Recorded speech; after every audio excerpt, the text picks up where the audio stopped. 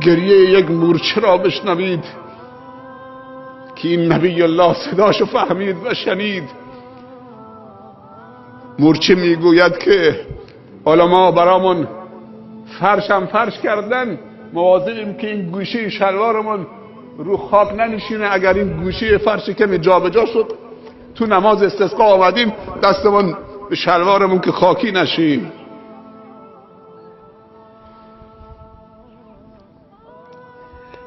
اگر شانه سرمون که خراب شد دوباره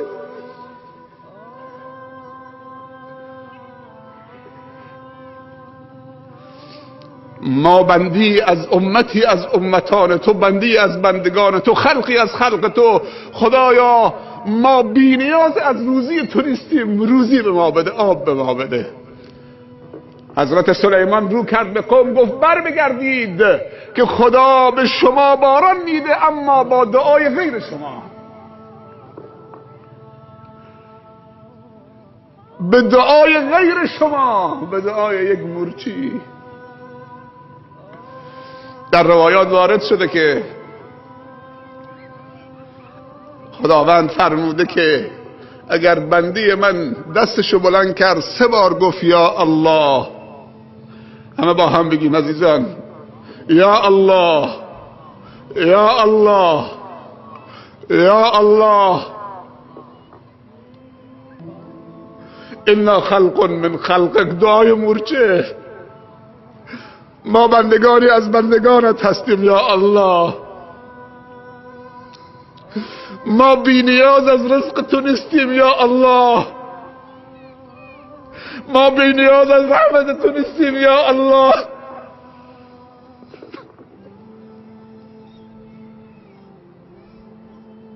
خدایا ما را به خودمون واگذار یا الله. خدایا بارانی بر دلهای ما نازل بکن که درون ما رونق بگیرد. خدایا به داد دلهای ما برس که دلهای ما مرده، نه زمینها. درون ما خشکیده یا الله. خدایا بارانی بر دلها و افکار ما بریز و به داد دلها نیتهای ما، به داد افکار ما را تصویب فرما. ما در ابتدای سال جدید 1432 هجری هستیم. امروز روز 2 و 3 سال هجری، سال 32. اللهم یا مقلب القلوب والابصار، یا مدبر اللیل والنهار، یا محول الحول والاحوال، حول حالنا الى احسن الحال. ربنا ظلمنا انفسنا وان لم تغفر لنا وترحمنا لنكونن من الخاسرین. ربنا ظلمنا انفسنا، دعای بابا آدم و حوا. ربنا ظلمنا انفسنا وان لم تغفر لنا وترحمنا لنكونن من الخاسرین. ربنا ظلمنا انفسنا وان لم تغفر لنا وترحمنا لنكونن من الخاسرین. خدایا محتاج رحمتت هستیم.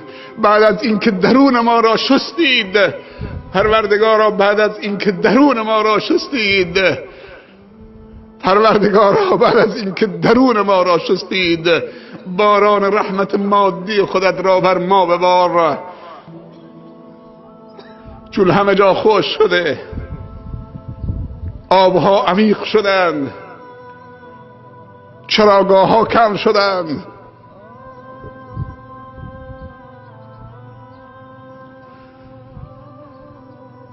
بندگانتون نگرانند. خدایا اینایی که میبینید 90%شون 2-3 روزی که روزه هستند،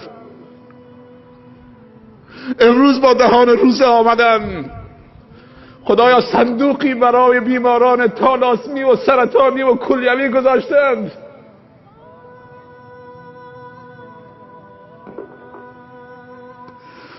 خدایا عجله‌ای برای رفتن ندارند. خدایا اگر تو اونها را بیامرزی و استغفار و توبهشون رو قبول بکنید، مشکل باران ندارند.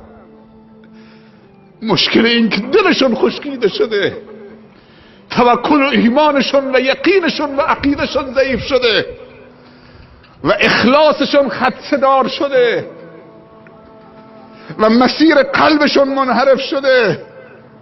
خدایا به این جمع نیازمند رحم بفرما. از خانه هاشون به این بیابان آمدن. تو خودت گفتی اگر بنده من دستشو بلند کرد 3 بار گفت یا الله یا الله یا الله. تو خودت گفتی که من شرمم میاد که دست بندم و خالی بر بگردونم. خودت گفتی ادعونی استجب لکم.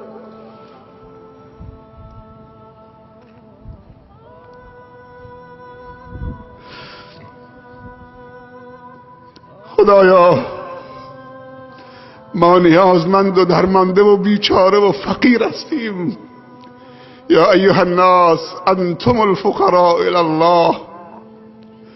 همه شما فقیر به درگاه خدا